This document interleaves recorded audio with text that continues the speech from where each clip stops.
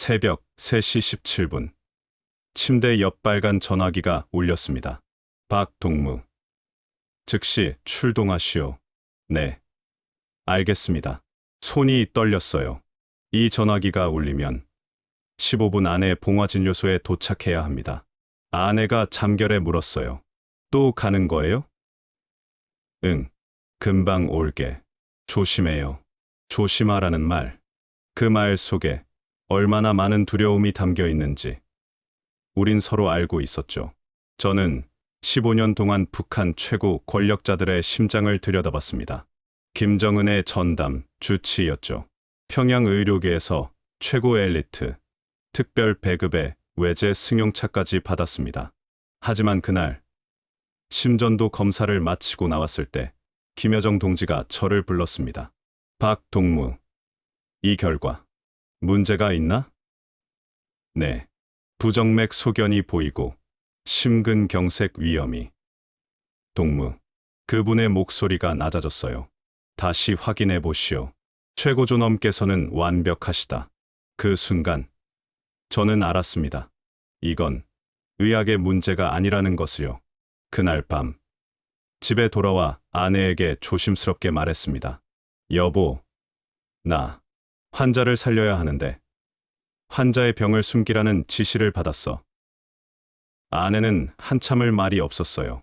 그러다 떨리는 목소리로 말했죠. 당신, 우리 딸 생각해요. 제발, 조용히 있어요. 하지만 저는 의사였습니다. 그리고 그날 제 책상 위에 놓인 문서 한 장이 모든 걸 바꿨어요. 수정된 검사 결과지. 제 서명이 위조되어 있었습니다. 그래서 저는 결심했습니다. 차 안에서 운전기사 리 동무가 말했어요. 오늘만 벌써 3번째십니다. 박 선생님. 그러게. 이러다 선생님 몸이 먼저 상하시겠습니다. 괜찮아. 익숙해. 거짓말이었죠. 15년을 했어도 익숙해지지 않았어요. 이 새벽 호출에, 이 긴장감에 봉화진료소 정문, 보위부 요원 2명이 차를 세웠습니다. 실인분증, 매일 보는 얼굴인데도 매번 확인했어요. 가방 열어보시오. 청진기, 심전도기, 응급약품 다 확인했습니다. 항상 똑같은데 매번 확인했어요. 진료실에 들어서자 간호사 최동무가 차트를 건넸습니다. 흉부 압박감 호소하십니다. 혈압 155에 98점, 심전도는 지금 준비 중입니다. 복도 끝, 특별 진료실 문이 열렸습니다. 김여정 동지가 나오셨어요. 박동무, 빨리 좀. 네. 안으로 들어갔습니다. 김정은 위원장님이 침대에 반쯤 기대어 앉아 계셨어요. 얼굴이 창백했습니다. 동무, 가슴이 너무 답답하다. 네. 지금 바로 검사하겠습니다. 심전도 패드를 붙이는 동안 제 손이 약간 떨렸어요. 항상 그랬습니다. 이분의 심장박동 하나하나가 제 목숨이었으니까요. 박동무. 네. 위원장님, 동무는 내 심장을 15년째 보고 있지? 네. 그렇습니다. 그럼 내 심장이 얼마나 남았나? 순간 숨이 멎는 것 같았어요. 뭐라고 대답해야 할까요? 위원장님, 그런 말씀을 정직하게 말해. 나를 속이는 건 동무 자신이야. 심전도 화면을 봤습니다. 불규칙한 파형. 이건 좋지 않았어요. 검사 결과 나오면 자세히 말씀드리겠습니다. 검사를 마치고 나왔을 때 복도에서 박동무를 만났습니다. 같은 팀 순환기내과 의사였죠. 오늘도 오셨어요? 응. 너도? 네. 저는 대기조예요.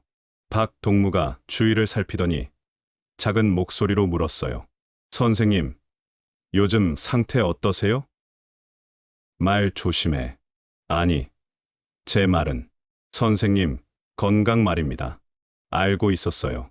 박동무가 묻고 싶은 건 그게 아니란 걸. 하지만 우린 말할 수 없었죠. 휴게실에서 차를 마시고 있을 때 보위부 리 과장이 들어왔습니다. 박 선생, 잠깐. 네, 최근 검사 기록들 USB에 복사한 적 있나? 없습니다. 가족에게 업무 이야기한 적은? 그런 일 절대 없습니다. 알았네. 리 과장이 나가고 저는 식은땀을 닦았습니다. 새벽 5시. 퇴근 허가가 떨어졌어요. 주차장으로 가는데 박 동무가 뒤따라왔습니다. 선생님. 왜? 들었어요. 작년에 계셨던 강 선생님.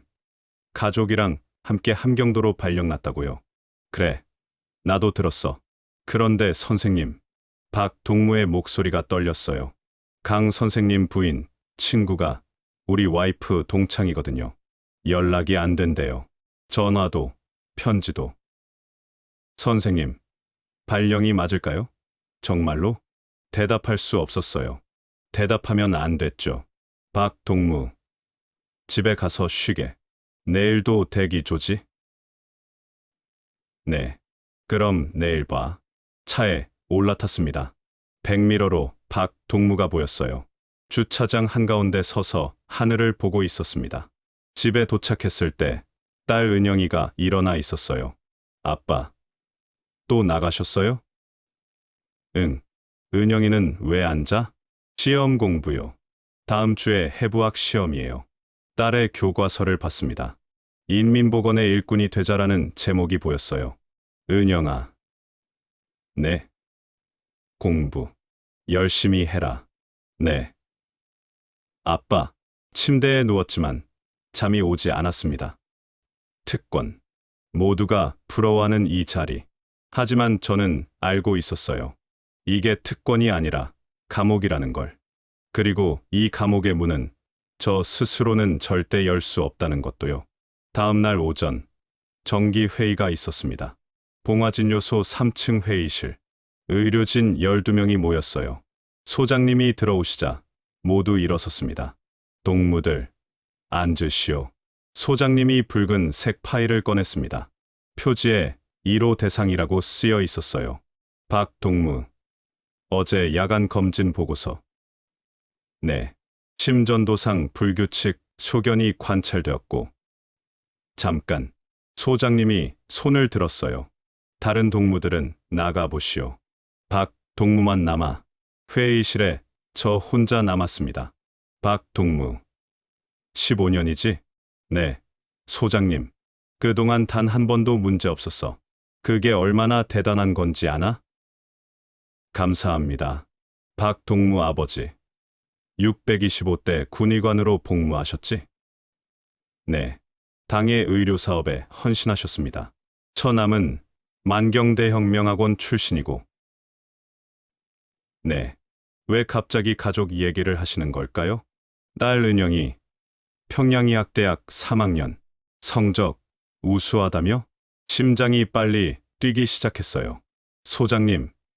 제가 무슨. 박 동무.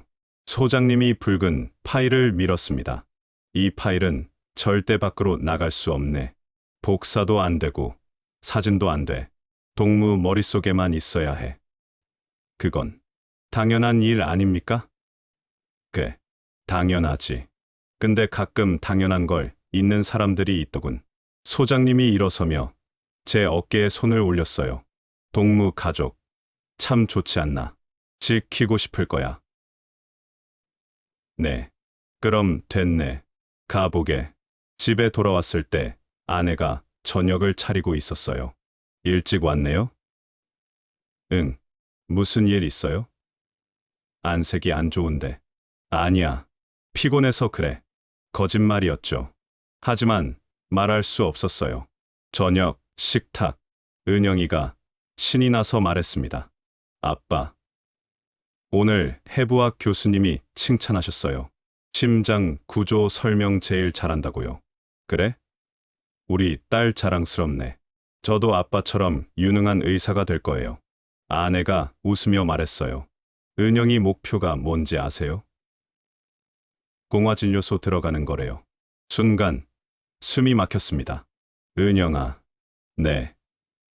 아빠? 다른 쪽은 생각 안 해봤어? 소아과라든지 산부인과라든지. 그게 무슨 말씀이세요? 봉화진료소가 최고잖아요. 아빠가 계신 곳이고. 아내가 이상하다는 듯 저를 봤어요. 당신, 왜 그래요? 딸이 당신 뒤를 잇겠다는데. 아니, 그게 말을 잇지 못했습니다. 밤 11시, 잠이 오지 않아 서재로 갔어요. 책장 뒤에 숨겨둔 작은 노트가 있었습니다. 15년간의 기록. 물론 의료 내용은 없었어요. 그저 제 생각들이었죠. 1997년 3월 12일. 오늘 첫 진료. 떨렸다. 하지만 이건 영광이다. 2003년 8월 5일. 은영이가 아빠는 장군님 고치는 의사라고 자랑한다고 했다. 뿌듯하다. 2015년 2월 18일. 강 선생 발령. 조용히 보내드렸다. 마지막 악수할 때 손이 너무 차가웠다. 마지막 문장을 보다가 펜을 들었습니다. 2021년 9월 3일.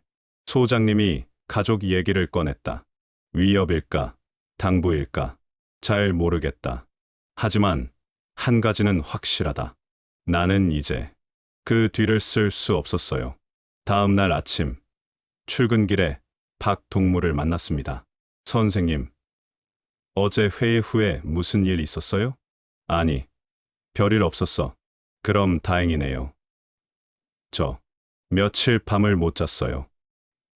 왜? 강 선생님 생각이 자꾸 나서요. 박동무가 주위를 둘러보더니 속삭였습니다. 선생님, 우리 계속 여기 있을 수 있을까요? 무슨 소리야. 우린 최고의 의료진이잖아. 맞아요. 그래서 더 무서운 거예요. 최고는 실수가 용납 안 되잖아요. 박동무, 그런 생각하지 마. 네. 진료실로 가는데 간호사 최동무가 달려왔어요. 박 선생님, 1호 대상 정기검진 일정 잡혔습니다. 오늘 오후 3시. 알았어요. 오후 3시. 다시 그분 앞에 섰습니다. 청진기를 가슴에 댔어요. 심장 소리 불규칙했습니다. 위 원장님, 운동은 어떻게 하고 계십니까? 요즘 바빠서 못하고 있네. 식사는요? 그것도 불규칙하지. 심전도를 찍었습니다. 화면을 보는 순간 온몸이 굳었어요. 이건 지난주보다 더 나빠졌습니다.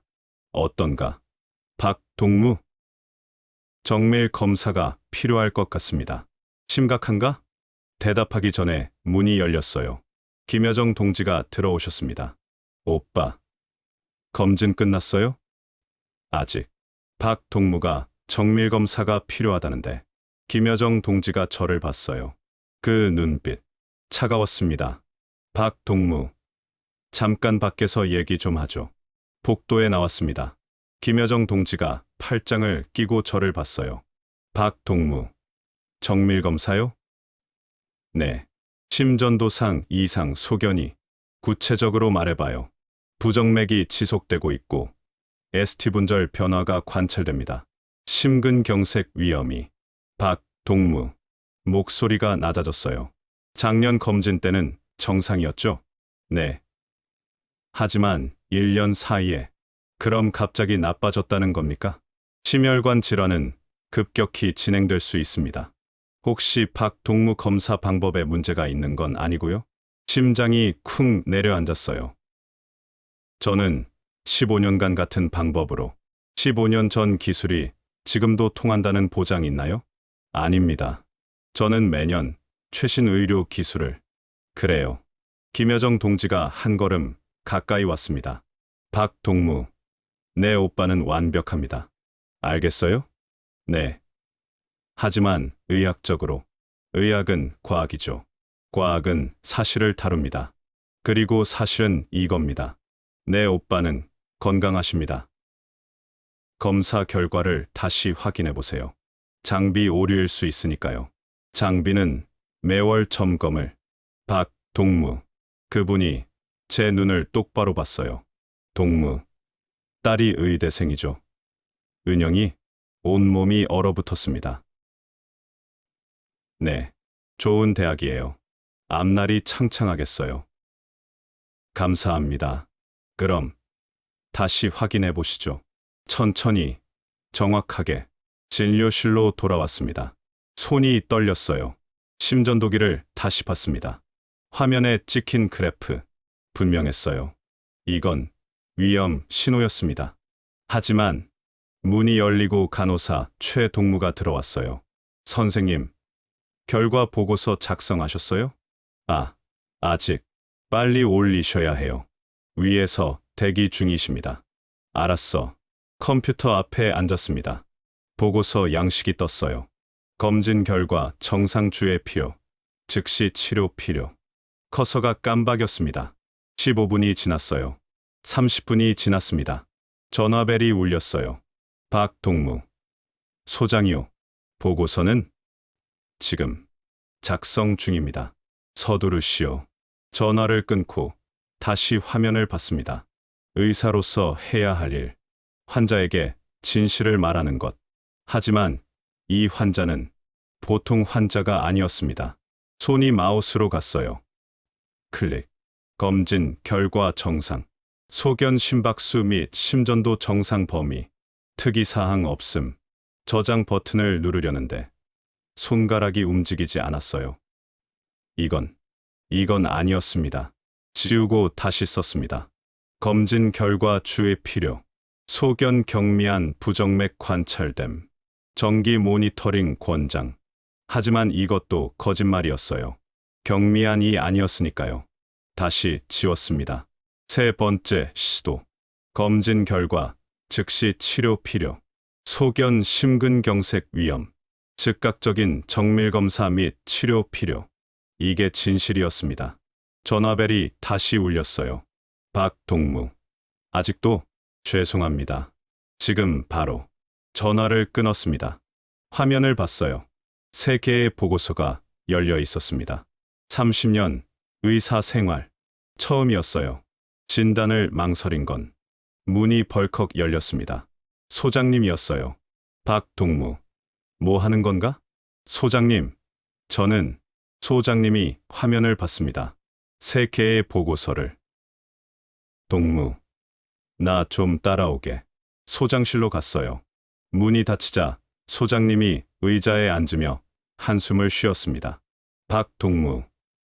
15년 동안 자네를 믿었네. 감사합니다. 근데 오늘 자네가 날 실망시키는군. 죄송합니다. 하지만 의학적 소견은 의학? 소장님이 책상을 탁 쳤어요. 여기는 일반 병원이 아니네. 여기서 의학은 정치야. 하지만 환자의 생명이. 환자? 소장님이 웃었습니다. 차가운 웃음이었어요. 자네가 보는 건 환자가 아니야. 국가야. 그 심장이 멈추면 이 나라가 멈춰. 알겠나? 자네 딸, 은영이 다음 달에 장학금 심사 있지? 심장이 덜컥 내려앉았습니다. 소장님, 그건 나도 딸이 있네. 그래서 아는 거야. 부모 마음이. 소장님이 일어서서 창밖을 봤어요. 박동무. 선택하게. 의사로 남을 건가? 아버지로 남을 건가? 저는 2가지 다. 안 돼. 소장님이 돌아서며 말했습니다. 여기서는 안 돼. 둘 중 하나만 선택해야 해. 그날 밤. 집에 돌아왔을 때 은영이가 공부하고 있었어요. 아빠. 오늘 교수님이 그러시는데요. 제가 이번 학기 수석이래요. 그래? 네. 그리고 다음 달에 장학금 받을 수 있을 것 같대요. 김일성 장학금이요. 아내가 기뻐하며 말했어요. 여보, 들었어요? 우리 딸 대단하죠? 응, 대단해. 은영이가 제 얼굴을 봤습니다. 아빠, 왜 안 기뻐해요? 기뻐. 정말 기뻐. 그럼 왜 우는 것처럼 보여요? 피곤해서 그래. 새벽 2시. 잠들지 못하고 서재에 있었어요. 책상 서랍을 열었습니다. 거기 원본 심전도 그래프가 있었어요. 지울 수 없는 증거. 하지만 다음 날 아침 출근했을 때 그 그래프는 사라져 있었습니다. 대신 제 책상 위에 새로운 심전도 그래프가 놓여 있었어요. 완벽하게 정상인 그래프. 그리고 그 밑에 쪽지 한 장. 이게 진실입니다. 김여정. 그날 저녁 집에 일찍 들어왔습니다. 아내가 주방에서 저녁을 준비하고 있었어요. 여보. 응. 왜? 할 얘기가 있어. 뭔데? 안색이 왜 그래? 거실로 가서 앉았습니다. 아내도 따라왔어요. 무슨 일이에요? 한참을 말하지 못했습니다. 어디서부터 시작해야 할지 몰랐어요. 여보, 나 환자를 살려야 하는데 환자의 병을 숨기라는 지시를 받았어. 아내의 얼굴이 굳었어요. 무슨 소리예요?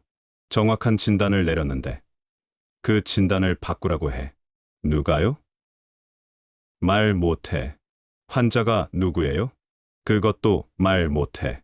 아내가 한참을 저를 보다가 작은 목소리로 물었습니다. 위험한 거예요? 응. 당신이? 우리가? 모르겠어. 아내가 두 손으로 얼굴을 감쌌어요. 어깨가 떨렸습니다. 여보, 우리 그냥 시키는 대로 해요. 하지만 나는 의사야. 의사 전의 아버지예요. 아내가 소리를 질렀어요. 처음 보는 모습이었습니다. 은영이 생각 안 해요? 우리 딸 의대 졸업까지 1년 반 남았어요. 1년 반만 버티면 돼요. 여보, 제발 아무것도 하지 말아요. 그때 은영이 방문이 열렸습니다. 엄마, 무슨 일이에요? 아무것도 아니야. 아빠가 무슨 일 있어요? 은영이가 제 옆에 앉았어요. 아빠, 말해봐요. 무슨 일인데요? 아니야. 그냥 피곤해서. 거짓말. 아빠 표정 보면 알아요. 은영이가 제 손을 잡았습니다. 아빠는 제 영웅이에요. 영웅은 두려워하지 않잖아요. 영웅. 웃긴 말이었어요. 저는 지금 가장 비겁한 선택을 하려고 하고 있었으니까요. 다음 날 아침, 출근길, 차 안에서 운전기사 리 동무가 말했습니다. 박 선생님, 오늘 기분 좋아 보이십니다. 그래? 네. 어제는 얼굴이 안 좋으셔서 걱정했는데 거짓말이었죠. 기분이 좋을 리 없었어요. 진료소에 도착했습니다. 소장님이 저를 불렀어요. 박 동무, 어제 집에 가서 생각 좀 했나? 네. 그래서? 지시를 따르겠습니다. 소장님이 미소를 지었습니다. 현명한 선택일세. 자네 딸 장학금. 내가 추천서 써주지. 감사합니다. 이제 가봐도 되네. 복도로 나왔습니다. 다리에 힘이 없었어요. 화장실로 갔습니다. 거울을 봤어요. 거기 서 있는 사람이 누구인지 몰랐습니다. 30년 의사 생활. 히포크라테스 선서. 환자에게 해를 끼치지 않는다. 하지만 지금 저는 환자를 죽이고 있었어요. 세면대에 물을 틀었습니다. 차가운 물로 얼굴을 씻었어요. 다시 거울을 봤습니다. 그때 뒤에서 누군가 들어왔어요. 박 동무였습니다. 선생님.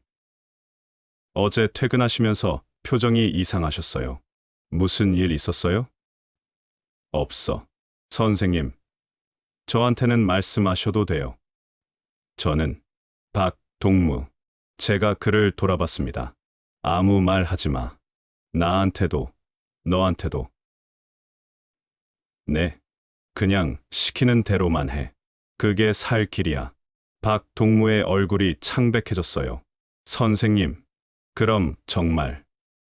나가. 선생님. 나가라고.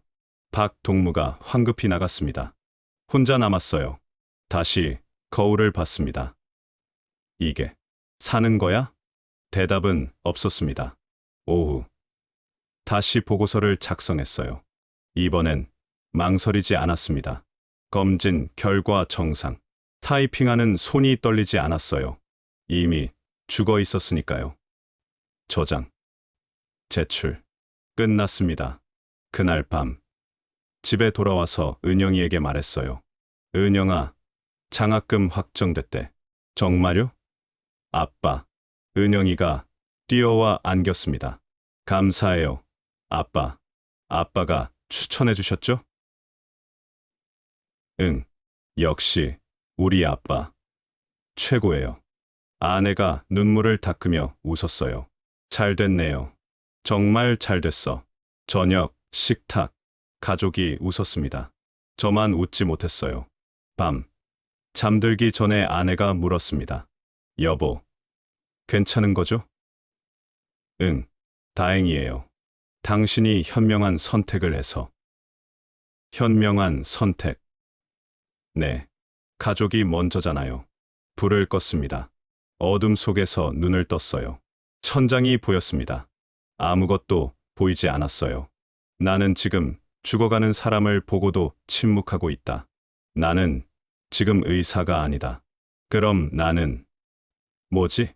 답은 나오지 않았습니다. 그저 어둠만 있었어요. 3주 후, 갑작스러운 출장 명령이 떨어졌습니다. 박동무, 중국 베이징 간에 소장님이 통보했어요. 베이징요? 응. 중국 인민해방군 총병원과 공동 심포지엄이네. 심장내과 최신 기술 교류. 언제 출발입니까? 모레. 5일 일정이야. 집에 돌아와 아내에게 말했을 때 아내가 놀랐어요. 중국요. 혼자 가는 거예요?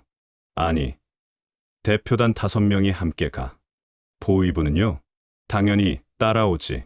아내가 안도하는 표정을 지었습니다. 그럼 다행이네요. 왜? 그냥 당신 혼자 가면 걱정될 것 같아서.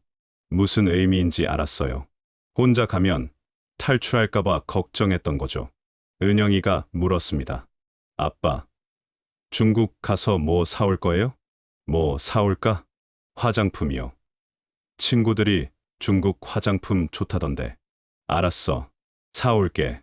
출발 전날 밤, 가방을 쌌습니다. 필요한 서류들, 옷가지들, 그리고 잠깐 망설이다가 은영이 어렸을 때 사진 한 장을 지갑에 넣었어요. 왜 이걸 넣지?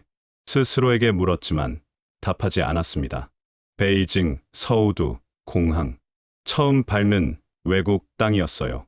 물론 학생 때 러시아 연수를 간 적은 있었지만 그건 20년도 더 전 일이었죠. 공항 밖으로 나왔을 때 눈이 휘둥그레졌습니다. 차들, 사람들, 건물들. 평양과는 달랐어요.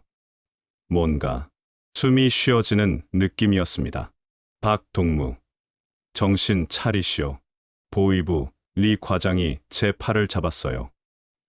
네, 호텔에 도착했습니다. 베이징 시내 중심가에 있는 고급 호텔이었어요. 5일간 여기 머물 겁니다. 외출 금지, 단체 행동만 가능. 리 과장이 딱 잘라 말했습니다. 다음 날 인민해방군 총병원, 중국 의사들을 만났어요.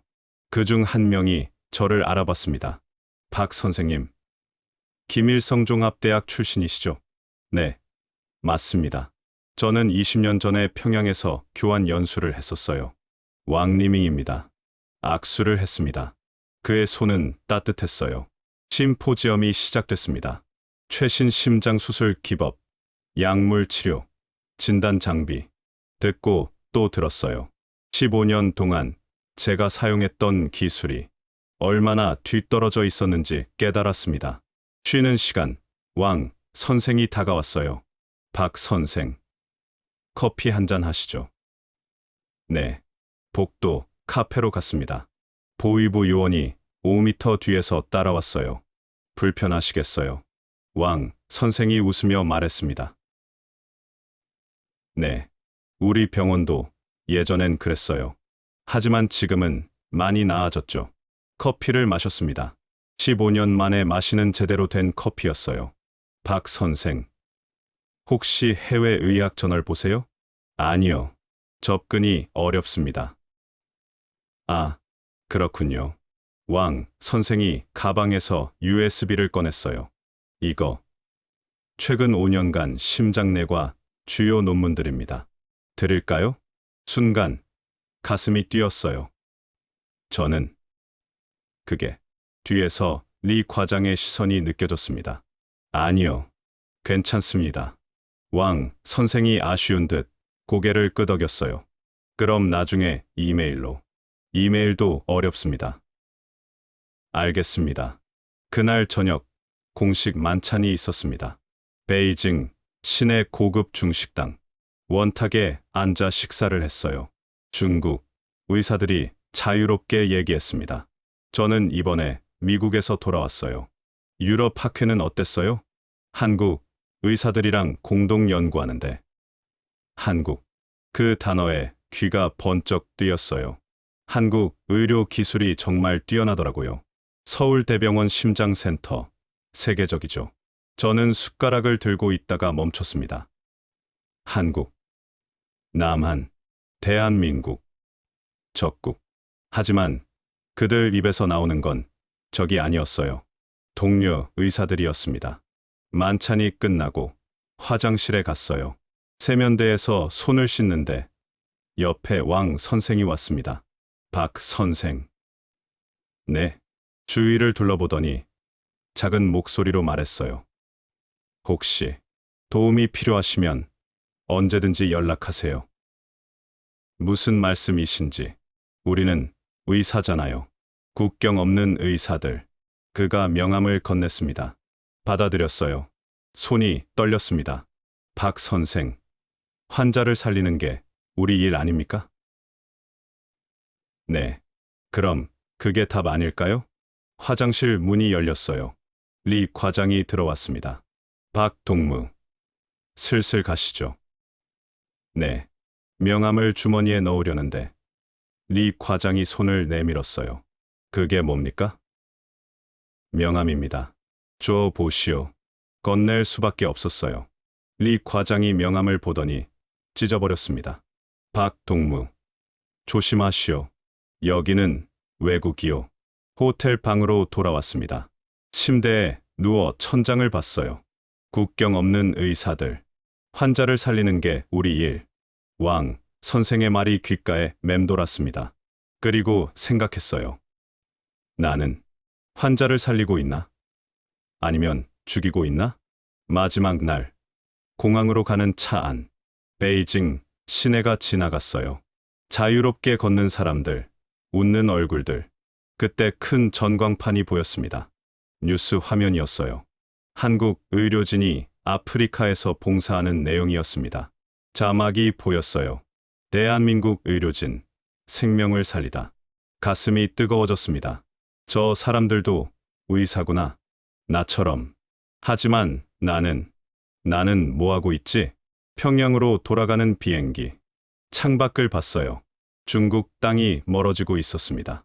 그리고 생각했습니다. 다음엔 언제 나올 수 있을까? 아니, 나올 수는 있을까? 대답은 나오지 않았어요. 그저 비행기는 계속 날아갔습니다. 집으로, 감옥으로. 귀국 후 일주일 뒤 정기 검진이 있었습니다. 박 동무. 오늘 기분이 좋으시겠어요. 간호사 최동무가 웃으며 말했어요. 왜요? 2로 대상 상태가 많이 좋아지셨대요. 진료실에 들어갔습니다. 김정은 이 원장님이 밝은 표정으로 앉아 계셨어요. 박 동무. 왔나? 네. 이 원장님, 요즘 컨디션이 아주 좋네. 동무 덕분이야. 심전도를 찍었습니다. 화면을 보는 순간 숨이 멎었어요. 분명히 지난번보다 나아져 있었습니다. 어떤가? 많이 호전되셨습니다. 그렇지. 내 말이 맞지? 검사를 마치고 나왔을 때 김여정 동지가 기다리고 있었어요. 박 동무. 수고했어요. 감사합니다. 역시 우리 박 동무를 믿었어요. 지난번 그 검사 결과는 장비 오류였던 거죠? 네. 다행이에요. 만약 박 동무가 계속 고집을 부렸으면 어쩔 뻔했어요. 소장실로 불려갔습니다. 박 동무. 이번 달 모범 의료 일꾼으로 선정됐네. 감사합니다. 포상도 나올 거야. 가족 명승지 여행권이네. 감사합니다. 딸 은영이 다음 달에 김일성 훈장 받는다며 축하하네. 네, 소장님. 자네 가족. 정말 모범이야. 계속 이렇게만 하면 돼. 집에 돌아왔을 때 은영이가 뛰어왔어요. 아빠, 나 김일성 훈장 받아요. 그래, 축하한다. 아빠, 덕분이에요. 아빠가 모범 의료 일꾼이라서 나도 혜택 받은 거예요. 아내가 저녁상을 차리며 말했어요.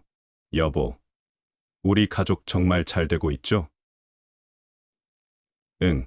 이번 휴가 때 백두산 가요. 평생 소원이었잖아요. 저녁을 먹었습니다. 가족이 행복했어요. 저만 숟가락을 들 수가 없었습니다. 밤, 서재에 혼자 있었어요. 의학책을 폈습니다. 심장 질환 부분. 일시적 호전은 약물 효과일 수 있음. 근본 원인이 해결되지 않으면 재발 가능성 높음. 그리고 다른 페이지를 펼쳤어요. 심근경색, 전조 증상, 부정맥, 흉부 압박감, 피로. 모두 맞는 증상이었습니다. 그럼 지금의 호전은 일시적인 거야? 책을 덮었어요. 서랍을 열었습니다. 그 안에 작은 노트가 있었어요.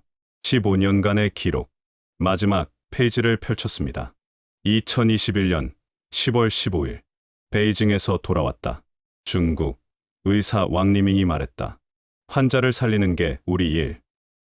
맞다. 그게 우리 일이다. 그런데 나는 다음 날 출근해서 의료 기록실에 갔어요. 좀 찾아볼 게 있어서요. 오래된 파일들을 뒤졌습니다. 그리고 찾았어요. 2015년 강민호 의사 재직 기록. 2015년 3월 -1호 대상치료 담당. 2015년 8월 지방 발령. 마지막 페이지에 작은 메모가 있었어요. 참고 가족과 함께 함경북도 이전. 다른 파일을 뒤졌습니다. 2018년 최영수 의사 재직 기록. 2018년 6월 -1호 대상치료 담당. 2018년 11월 교통사고로 순직. 손이 떨렸어요. 2명. 제 이전에 2명의 주치의. 둘 다 1년도 안 돼서 사라졌습니다. 복도에서 박동무를 만났어요. 선생님. 선생님. 요즘 얼굴이 안 좋으세요. 괜찮아. 혹시 베이징에서 뭔가 있었어요? 없어. 선생님. 저는 박동무. 제가 그를 똑바로 봤습니다. 나한테 아무것도 묻지 마. 그리고 너도 아무것도 생각하지 마. 왜 그러세요? 살고 싶으면. 박동무의 얼굴이 하얗게 질렸어요.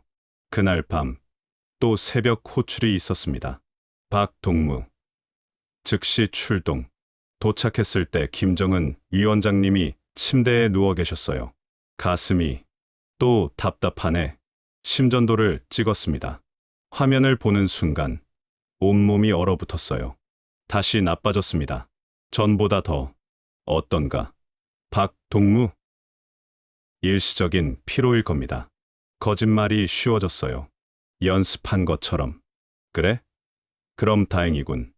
응급 조치를 하고 나왔습니다. 복도에서 김여정 동지가 기다리고 있었어요. 상태가? 일시적 피로입니다. 검사 결과는? 정상입니다. 좋아요. 내일 정식 보고서 올려주세요. 집으로 가는 차 안. 창밖을 봤어요. 평양의 밤거리. 텅 비어 있었습니다.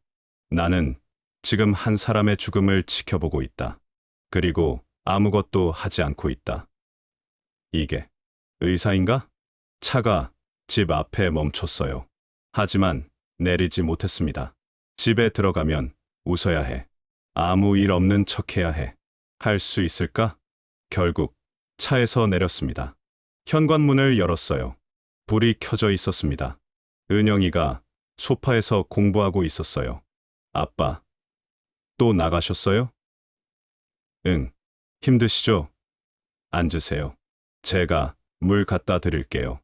은영이가 물을 건넸습니다. 아빠, 저 다음 달에 훈장 받으면 우리 가족 사진 찍을 거예요. 좋죠? 그래. 아빠는 제 자랑이에요. 세상에서 제일 훌륭한 의사. 그 말을 듣는 순간 눈물이 날 뻔했어요. 참았습니다. 겨우 참았어요. 아빠, 울어요? 아니야. 먼지 들어가서. 하지만 은영이는 알고 있었을 거예요. 아빠가 거짓말하고 있다는 걸. 3일 후 아침 회의. 박동무가 없었어요. 박동무는 소장님이 물었습니다. 연락이 안 됩니다. 간호사 최동무가 대답했어요. 집에 전화해봤나? 네. 하지만 받지 않습니다. 이상했어요. 박동무는 한 번도 결근한 적이 없었거든요. 회의가 끝나고 박동무 집에 전화했습니다. 여보세요? 박동무 아내였어요. 저 박 선생인데요. 박동무 있습니까? 없습니다. 어디 갔습니까? 모릅니다. 목소리가 떨리고 있었어요. 언제 돌아옵니까? 모릅니다. 전화가 끊겼습니다. 가슴이 철렁 내려앉았어요. 점심시간, 보위부 리 과장을 만났습니다. 리 과장, 박동무 소식 들으셨습니까? 들었지. 어디 간 겁니까? 가족과 함께 지방 발령 났네. 갑자기요? 그렇네. 어디로요? 그건 나도 모르지. 리 과장이 담배를 피우며 말했어요. 박동무, 자네도 조심하게. 네. 요즘 이상한 소문이 많더군. 동무들끼리 쓸데없는 얘기하는 것 같고. 저는 자네 말고 다른 동무들 말이네. 리 과장이 담배를 끄며 제 어깨를 톡톡 쳤어요. 자네는 모범 의료일꾼이잖아. 계속 모범이어야지. 네. 진료실로 돌아왔습니다. 박동무 책상이 비어 있었어요. 서랍을 열어봤습니다. 아무것도 없었어요. 깨끗하게 비워져 있었습니다. 마치 처음부터 없었던 사람처럼. 지방 발령? 가족과 함께? 연락도 없이? 뭔가 잘못됐어요. 그날 저녁, 집에 가는 길에 박동무 집 앞을 지나갔습니다. 차를 세웠어요. 잠깐 내릴게요. 네, 선생님. 현관 앞에 섰습니다. 벨을 눌렀어요. 아무 대답이 없었습니다. 다시 눌렀어요. 문이 열렸습니다. 박동무 아내였어요. 얼굴이 퉁퉁 부어 있었어요. 울었던 거죠. 박 선생님, 박동무는요? 모릅니다. 언제 다시 만날 수 있습니까? 모릅니다. 소리를 지르더니 문을 닫으려고 했어요. 잠깐만요. 제발. 무슨 일인지. 선생님도 조심하세요. 네. 선생님도 조심하세요. 문이 닫혔습니다. 차로 돌아왔습니다. 손이 떨렸어요. 선생님, 괜찮으십니까? 운전기사 리 동무가 물었습니다. 응. 가자. 집에 도착했을 때 은영이가 현관에서 기다리고 있었어요. 아빠. 왜? 보위부에서 사람이 왔었어요. 뭐? 아빠 찾으면서요. 제가 학교 가고 없다고 했더니 그냥 갔어요. 아내가 부엌에서 나왔습니다. 얼굴이 하얗게 질려 있었어요. 여보, 무슨 일이야? 보위부 사람이 당신 최근 행적에 대해 물어봤어요. 뭐라고 했어? 베이징 출장 때 뭐 했냐고. 누구 만났냐고. 온몸에 식은땀이 났어요. 뭐라고 대답했어? 모른다고 했죠. 당신이 업무의 얘기 안 한다고. 잘했어. 은영이가 불안한 얼굴로 물었어요. 아빠, 무슨 일이에요? 우리 어떻게 되는 거예요? 아무 일 없어. 걱정 마. 하지만 걱정하지 않을 수 없었어요. 다음 날 출근하자마자 보위부로 소환됐습니다. 박동무, 앉으시오. 리 과장과 다른 요원 한 명이 있었어요. 동무, 베이징 출장 때 중국 의사들 만났지? 네, 심포지엄이었습니다. 그 중에 왕리밍이라는 사람이 있었나? 심장이 덜컥 내려앉았어요. 네, 무슨 얘기 나눴나? 의학 관련 얘기였습니다. 구체적으로 심장 수술 기법, 약물 치료, 그뿐인가? 네. 명함 받았지? 네. 하지만 리 과장님이 찢으셨습니다. 맞네. 리 과장이 책상 서랍을 열었어요. 그리고 사진 한 장을 꺼냈습니다. 베이징 호텔 복도였어요. 제가 왕 선생과 얘기하는 장면. 이게 뭔가? 복도에서 우연히 만났습니다. 우연히? 화장실 앞에서? 네. 무슨 얘기 나눴나? 인사만 했습니다. 거짓말. 리 과장이 다른 사진을 꺼냈어요. 왕 선생이 명함을 건네는 장면이었습니다. 이것도 인사인가? 박동무. 우린 동무를 의심하고 싶지 않네. 그러니 솔직히 말하게. 정말 의학 얘기만 했습니다. 그럼 이건 뭔가? 또 다른 사진. 만찬 때였어요. 제가 심각한 표정으로 앉아 있는 모습. 중국 의사들이 한국 의료 얘기할 때 동무 표정이 이랬더군. 왜 그랬나? 그냥. 동무. 혹시 남조선에 관심 있나? 아닙니다. 그럼 왜 그런 표정으로 듣고 있었나? 대답할 수 없었어요. 박동무. 리 과장이 일어서서 제 앞에 섰습니다. 동무 동료 박영철. 어디 갔는지 아나? 지방 발령. 발령이 아니네. 네. 재교육 중이야. 사상 재교육. 온몸이 얼어붙었습니다. 박영철이 뭘 잘못했는지 아나? 쓸데없는 생각을 했어. 우리가 정말 옳은 일을 하고 있나 같은 거. 의사 주제. 동무도 그런 생각하나? 아닙니다. 그럼 됐네. 가봐도 좋아. 밖으로 나왔습니다. 다리에 힘이 없었어요. 화장실로 뛰어갔습니다. 토할 것 같았어요. 거울을 봤습니다. 그 안에 있는 사람이 낯설었어요. 나는 지금 어디로 가고 있는 거지? 박영철은 어디에 있는 거지? 나도 그렇게 될까? 대답은 나오지 않았습니다. 하지만 한 가지는 확실했어요. 시간이 얼마 남지 않았다는 것. 그날 밤 집에 들어가지 못했어요. 차 안에 앉아 있었습니다. 선생님, 괜찮으십니까? 운전기사 리 동무가 물었어요. 잠깐만. 혼자 있고 싶어. 네. 창밖을 봤습니다. 집 거실에 불이 켜져 있었어요. 은영이가 보였어요. 책을 읽고 있었습니다. 아내가 저녁을 차리고 있었고요. 평범한 가족의 저녁. 하지만 저는 들어갈 수 없었어요. 30분을 더 앉아 있다가 겨우 차에서 내렸습니다. 현관문을 열었어요. 아빠. 은영이가 뛰어왔습니다. 왜 차에서 안 내리셨어요? 기사 아저씨가 걱정하시던데.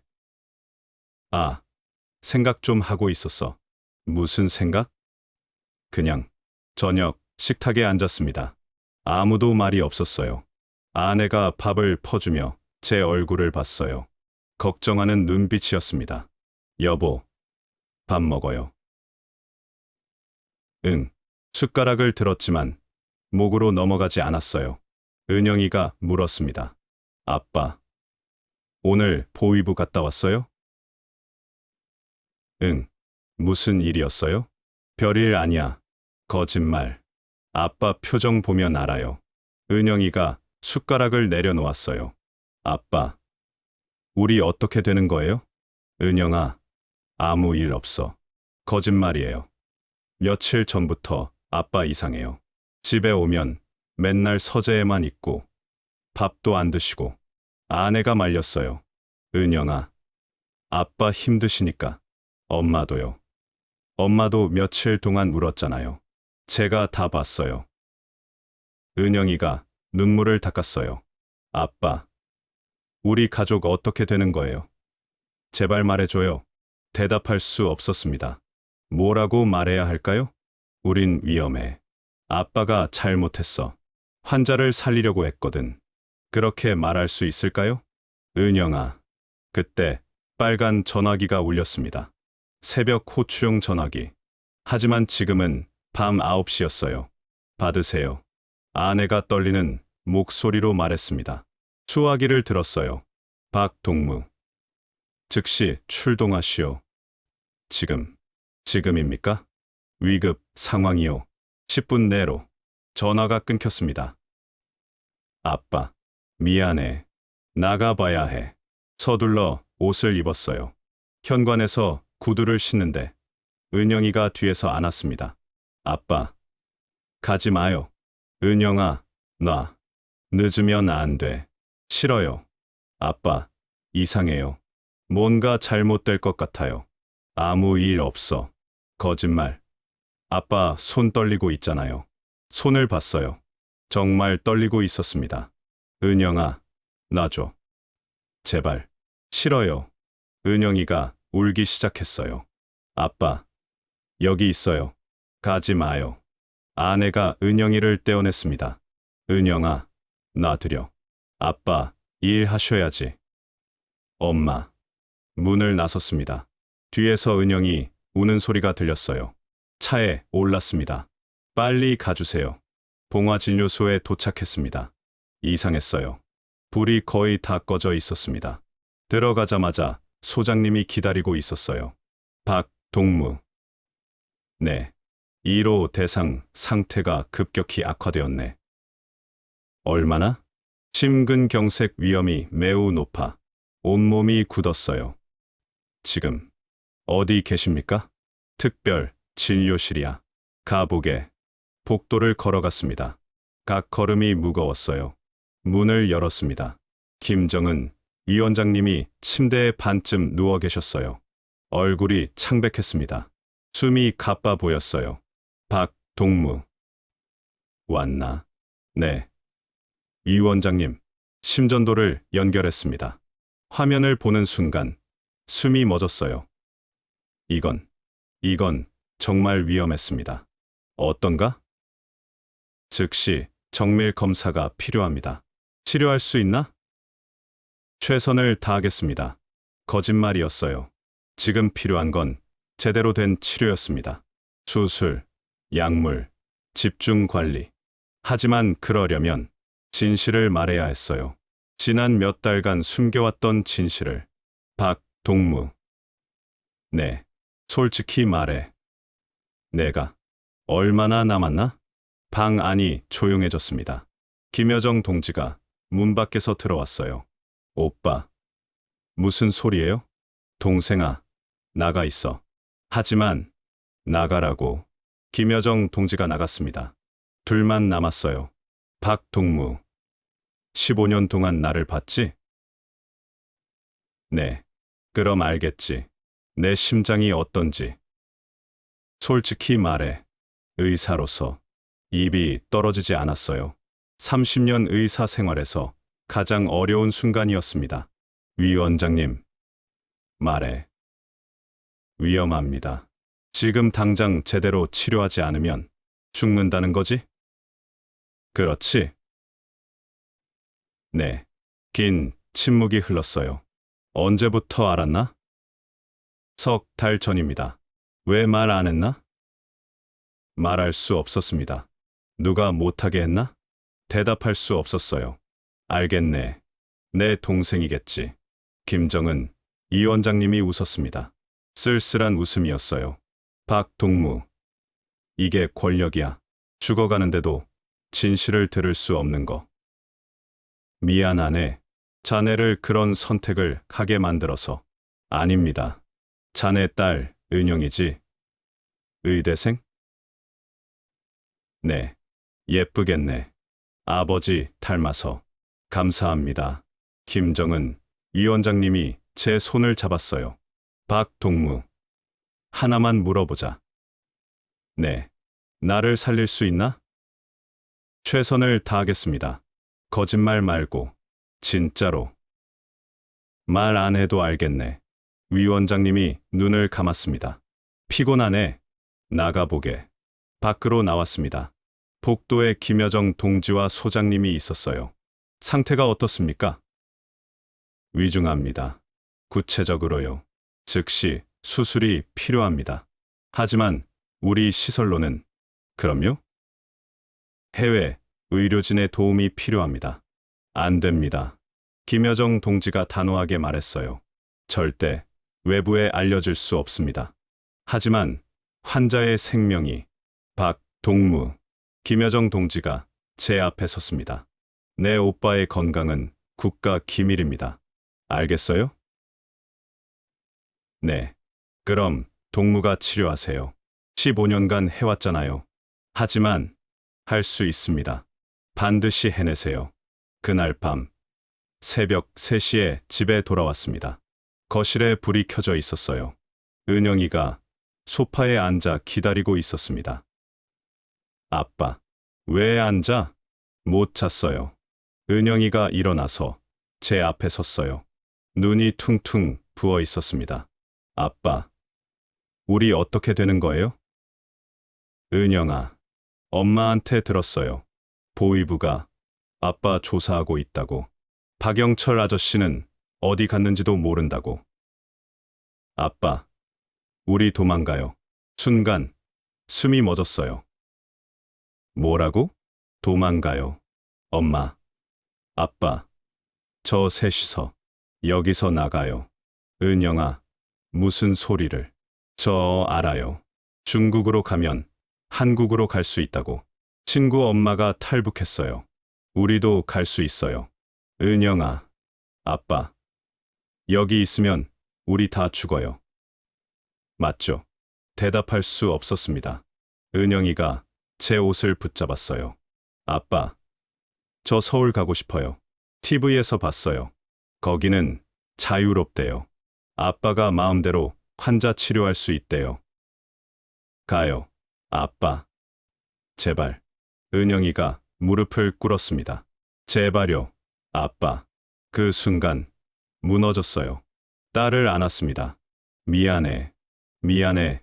은영아. 아빠. 아빠가 잘못했어. 미안해. 둘이 한참을 울었습니다. 그리고 그날 밤 저는 결심했습니다. 일주일 후 갑작스러운 통보가 있었습니다. 박동무, WHO 회에 참석하게 됐네. 소장님이 말했어요. WHO요? 응. 스위스 제네바에서 국제심장학회가 열려. 우리나라 대표로 가는 거야. 언제입니까? 모레. 리 과장이 동행할 거고. 심장이 빨리 뛰기 시작했어요. 스위스. 응. 5일 일정이네. 명예로운 일이야. 명예. 아니었어요. 이건 마지막 기회였습니다. 집에 돌아와서 아내에게 말했습니다. 여보, 스위스 가게 됐어. 뭐, WHO 회의. 5일간 아내의 얼굴이 하얗게 질렸어요. 혼자요? 아니, 보위부 리 과장이 함께 가. 그럼 다행이네요. 아내가 주방으로 갔습니다. 그리고 작은 소리로 울기 시작했어요. 은영이 방으로 갔습니다. 은영아. 네. 아빠가 며칠 출장 가. 어디요? 스위스. 은영이의 눈이 커졌어요. 스위스요? 응. 그럼. 은영이가 입을 막았습니다. 더 이상 말하면 안 된다는 걸 알았던 거죠. 은영아. 네. 아빠가 잘 다녀올게. 네. 은영아. 아빠 사랑해. 저도요. 아빠. 안았습니다. 길게. 오래. 이게 마지막일지도 몰라. 그 생각이 머릿속을 떠나지 않았어요. 출발 전날 밤. 가방을 쌌습니다. 옷까지. 세면도구. 서류들. 그리고 은영이 어렸을 때 사진. 가족 사진. 지갑에 넣었어요. 아내가 들어왔습니다. 다 쌌어요? 응. 여보. 응? 무사히 돌아와요. 그래. 제발요. 아내가 울었습니다. 알고 있었어요. 아내도 알고 있었던 거죠. 이게 무엇을 의미하는지. 여보. 미안해. 왜요? 그냥 미안해. 당신 잘못 없어요. 당신은 옳은 일을 하려고 했을 뿐이에요. 하지만 알아요. 다 알아요. 아내가 제 손을 잡았습니다. 당신은 좋은 의사예요. 좋은 남편이고, 좋은 아버지예요. 고마워. 무슨 일이 있어도 기억해요. 우린 당신 편이에요. 그날 밤, 잠들지 못했습니다. 새벽 5시, 공항으로 출발했어요. 은영이와 아내가 현관에서 배웅했습니다. 아빠, 잘 다녀와요. 응, 꼭 돌아와요. 아내를 봤어요. 울지 않으려고 참고 있었습니다. 여보, 나 다녀올게. 네, 조심해요. 차에 올랐습니다. 백미러로 봤어요. 두 사람이 손을 흔들고 있었습니다. 미안해. 정말 미안해. 평양 순안국제공항. 리 과장이 기다리고 있었어요. 박동무, 왔나? 네. 여권, 초청장, 다 챙겼지? 네. 좋아. 가세. 비행기에 올랐습니다. 창밖을 봤어요. 평양이 보였습니다. 제가 태어나고, 자라고, 살아온 곳, 제 딸이 있는 곳. 미안해, 은영아. 미안해, 여보. 비행기가 이륙했습니다. 베이징 경유, 제네바까지 20시간. 긴 비행이었어요. 리 과장은 중간에 잠들었습니다. 저는 잠들 수 없었어요. 창밖만 봤습니다. 구름, 하늘, 그리고 그 너머. 자유. 제네바 공항에 도착했습니다. 박동무, 따라오시오. 호텔까지 차로 30분. 도시가 아름다웠어요. 평화로웠습니다. 박동무, 5일간 여기 머물 거요. 외출 금지. 네. 회의 일정 외에는 방에 있어야 하네. 알겠습니다. 방으로 들어갔습니다. 창밖을 봤어요. 제네바 시내가 보였습니다.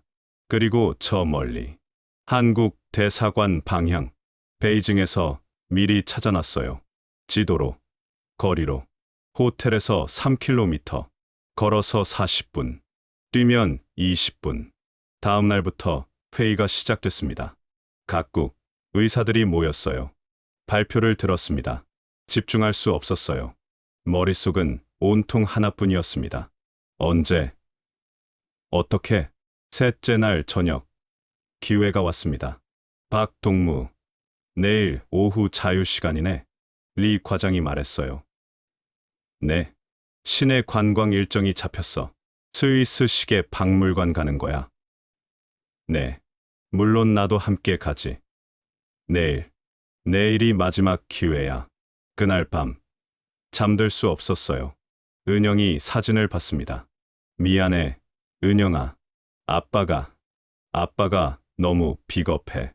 새벽 4시 전화를 했어요. 평양 집으로. 여보세요? 아내의 목소리. 나야. 여보, 왜 이 시간에?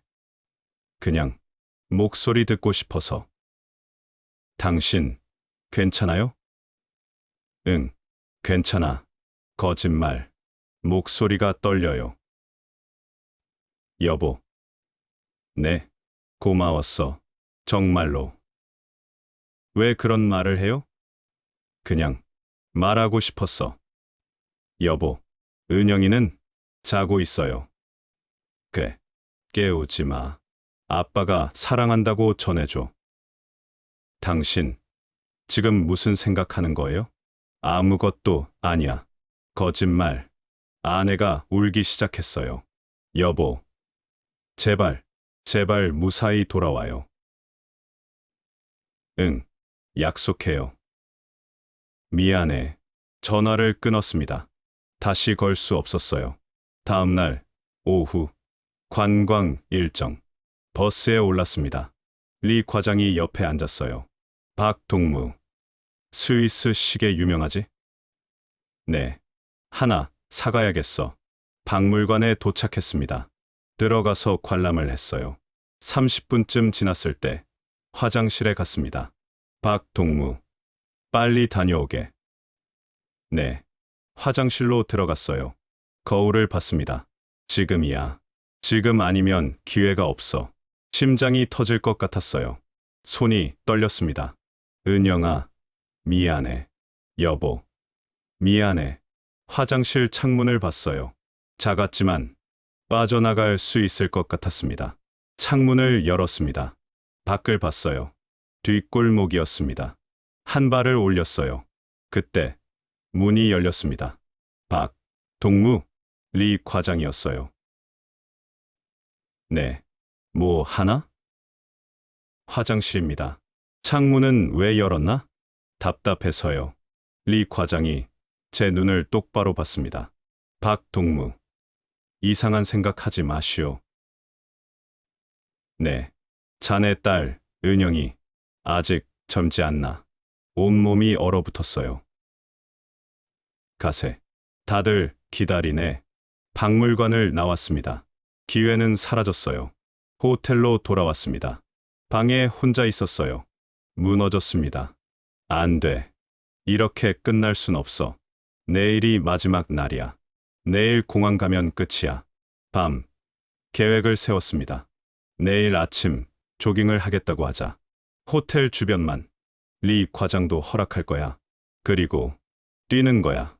한국 대사관까지 3km. 전력으로 뛰면 15분. 마지막 기회.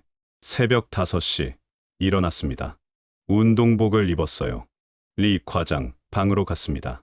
리 과장님. 응. 이 시간에 왜? 조깅 좀 하고 싶습니다. 호텔 주변만요. 박동무. 이상한 생각하는 거 아니지? 아닙니다. 그냥 답답해서요. 당신도 함께 가시죠. 나는 뛰기 싫네. 그럼 걸어서라도 따라오세요. 리 과장이 한참을 생각하더니 고개를 끄덕였어요. 알았네.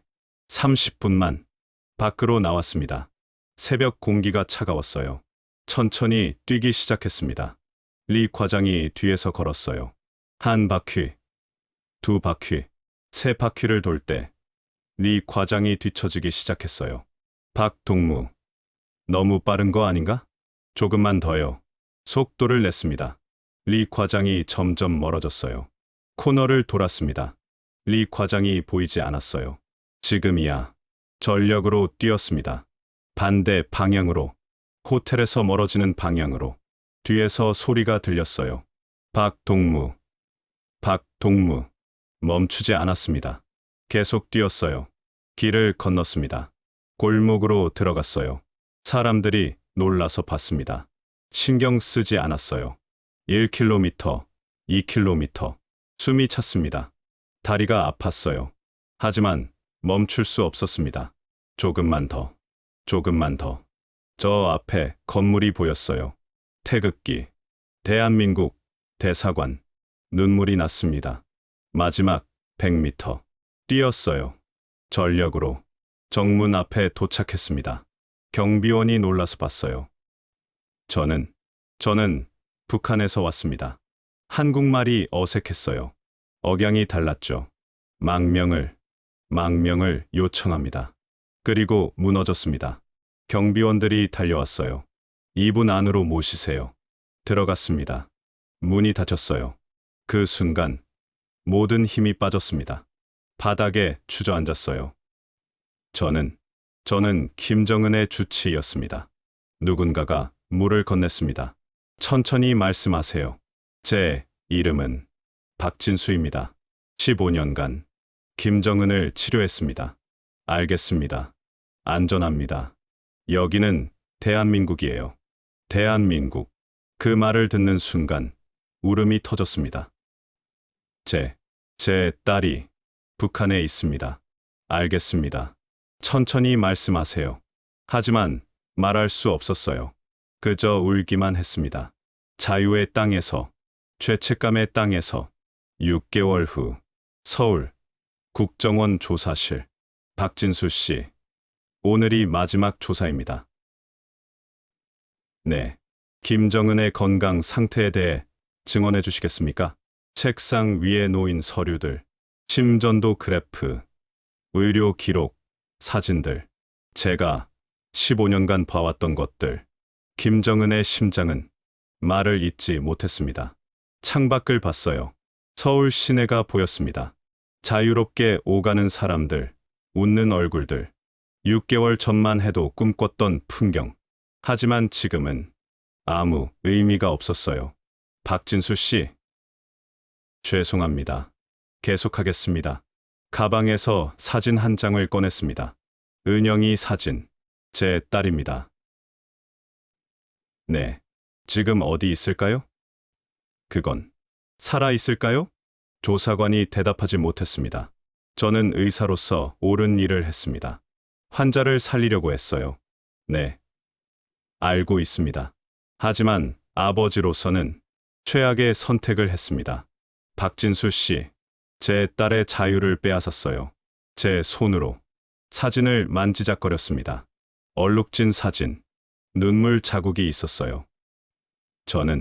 저는 뭘 위해 여기 온 걸까요? 자유를 위해서죠. 자유. 웃음이 나왔어요. 쓴 웃음이었습니다. 이게 자유인가요? 제 딸을 버리고 얻은 게 조사실을 나왔습니다. 복도를 걸었어요. 밖으로 나왔습니다. 봄이었어요. 따뜻한 바람이 불었습니다. 벤치에 앉았습니다. 사람들이 지나갔어요. 연인들, 가족들, 친구들, 모두 자유로워 보였습니다. 아빠, 뒤에서 목소리가 들렸어요. 돌아봤습니다. 아무도 없었어요. 환청이었죠. 요즘 자주 들었어요. 은영이 목소리. 핸드폰을 꺼냈습니다. 한국에서 받은 새 핸드폰. 전화번호가 하나 저장되어 있었어요. 브로커, 김 실장. 탈북자 가족 구출 전문 브로커. 누르려다가 멈췄습니다. 1억이 있어야 은영이를 빼낼 수 있다. 하지만 나한텐 돈이 없어. 핸드폰을 내려놓았습니다. 지갑을 꺼냈어요. 은영이 사진, 가족 사진, 그리고 병원 명함 한 장. 서울대병원 심장내과. 3개월 전 제안을 받았어요. 박 선생님, 우리 병원에서 일하시겠어요? 경력을 인정해드리겠습니다. 거절했어요. 저는 자격이 없습니다. 왜요? 저는 환자를 버렸습니다. 박 선생님, 저는 의사가 아닙니다. 하지만 돈이 필요했어요. 은영이를 구하려면 명함을 받습니다. 전화해야 하나? 다시 의사로 돌아가야 하나? 하지만 자격이 있나? 공원을 걸었습니다. 아이들이 뛰어놀고 있었어요. 한 소녀가 넘어졌습니다. 으앙, 반사적으로 달려갔어요. 괜찮니? 아파요. 무릎에 상처가 났어요. 잠깐만 기다려. 가방에서 소독약과 밴드를 꺼냈습니다. 항상 가지고 다녔어요. 의사의 습관. 조금 따끔할 거야. 네. 소독하고 밴드를 붙였습니다. 이제 괜찮아. 감사해요, 아저씨. 소녀가 뛰어갔습니다. 그 모습을 보다가 눈물이 났어요. 은영이도 저렇게 웃고 있을까? 아니면 생각하고 싶지 않았습니다. 저녁, 고시원 방으로 돌아왔습니다. 좁은 방, 책상 하나, 침대 하나. 이게 자유의 대가였어요. 책상 위에 편지 한 통이 있었습니다. 국정원에서 온 거였어요. 뜯어봤습니다. 박진수 씨의 가족 소식, 부인과 딸의 현재 소재 파악 불가. 추가 정보 입수 시 연락 예정. 편지를 구겼습니다. 창밖을 봤어요. 서울의 야경. 불빛들. 아름다웠어요. 하지만 차가웠습니다. 나는 지금 자유야. 하지만 은영이는 감옥에 있어. 이게 옳은 선택이었을까? 대답은 나오지 않았습니다. 다음 날 아침 결심했어요. 서울대병원에 전화했습니다. 여보세요. 박진수입니다. 그 제안 아직 유효한가요? 물론입니다. 언제 오시겠어요? 내일부터 가능할까요? 좋습니다. 환영합니다. 박 선생님. 전화를 끊었습니다. 돈을 벌자. 은영이를 구하자. 그게 내가 할 수 있는 유일한 일이야. 병원 첫 출근 날. 하얀 가운을 입었습니다. 거울을 봤어요. 30년 만에 다시 입는 가운. 하지만 느낌이 달랐어요. 무거웠습니다. 진료실로 갔습니다. 첫 환자가 들어왔어요. 안녕하세요. 저는 박진수 의사입니다. 반갑습니다. 심전도를 찍었습니다. 화면을 봤어요. 경미한 부정맥. 치료가 필요합니다. 심각한가요? 아니요. 지금 치료하면 괜찮아질 겁니다. 환자가 웃었습니다. 다행이네요. 선생님, 감사합니다. 환자가 나갔습니다. 혼자 남았어요. 나는 지금 환자를 치료했어. 진실을 말했어. 이게 의사의 일이야. 눈물이 났습니다. 창밖을 봤어요. 봄이 와 있었습니다. 봄이 와 있었습니다. 꽃들이 피어 있었어요. 아름다웠습니다. 하지만 저는 웃을 수 없었어요. 책상 서랍을 열었습니다. 은영이 사진을 꺼냈어요. 은영아, 미안해. 아빠가 꼭 데려올게. 조금만 기다려. 조금만. 사진을 가슴에 안았습니다. 그리고 다시 일어났어요. 다음 환자가 기다리고 있었으니까요. 살아야 했으니까요. 딸을 구해야 했으니까요. 창밖의 봄은 아름다웠지만 제 마음속 겨울은 아직 끝나지 않았습니다. 그리고 아마 영원히 끝나지 않을지도 모릅니다. 이것이 자유의 대가. 이것이 의사로 산다는 것의 무게. 이것이 제 이야기입니다.